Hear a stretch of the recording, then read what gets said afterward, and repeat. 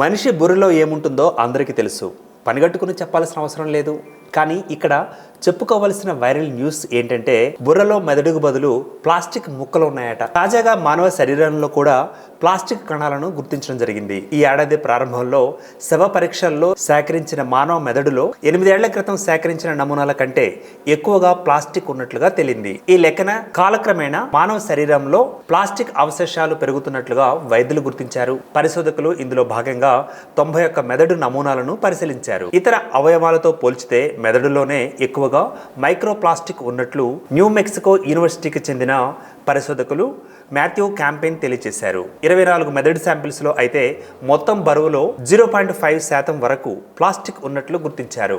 ఇది తీవ్ర ఆందోళనకు గురిచేస్తోంది. ముఖ్యంగా డిమెన్షియా, అల్జీమర్స్ వంటి సమస్యలు ఉన్నవారి మెదళ్లలో ప్లాస్టిక్ ఎక్కువగా ఉన్నట్లుగా పరిశోధకులు గుర్తించారు. మనం తీసుకునే ఆహారం, నీటితో నానోప్లాస్టిక్ శరీరంలోకి ప్రవేశించి మెదడుకు చేరుకుంటున్నాయని నిపుణులు చెబుతున్నమాట. గాలిలో ఉండే మైక్రోప్లాస్టిక్ కణాలు సైతం శరీరంలోకి వెళుతున్నాయని అంటున్నారు. కాబట్టి మన చేతిలో ఉన్న ప్లాస్టిక్ బాటిల్స్ లో నీరు తాగడం, ప్లాస్టిక్ కవర్లను ఉపయోగించడం తగ్గిస్తే బెటర్ అని సూచిస్తున్నారు. మనిషి బుర్రలో ఏముంటుందో అందరికీ తెలుసు. పనిగట్టుకుని చెప్పాల్సిన అవసరం లేదు.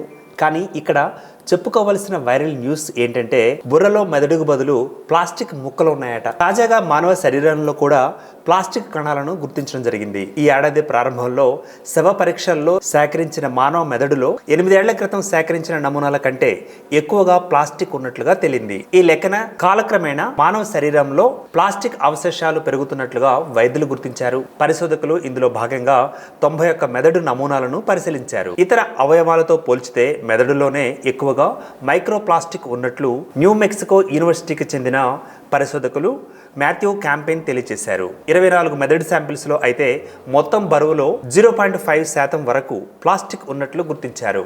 ఇది తీవ్ర ఆందోళనకు గురిచేస్తోంది. ముఖ్యంగా డిమెన్షియా, అల్జీమర్స్ వంటి సమస్యలు ఉన్నవారి మెదళ్లలో ప్లాస్టిక్ ఎక్కువగా ఉన్నట్లుగా పరిశోధకులు గుర్తించారు. మనం తీసుకునే ఆహారం, నీటితో నానోప్లాస్టిక్ శరీరంలోకి ప్రవేశించి మెదడుకు చేరుకుంటున్నాయని నిపుణులు చెబుతున్నమాట.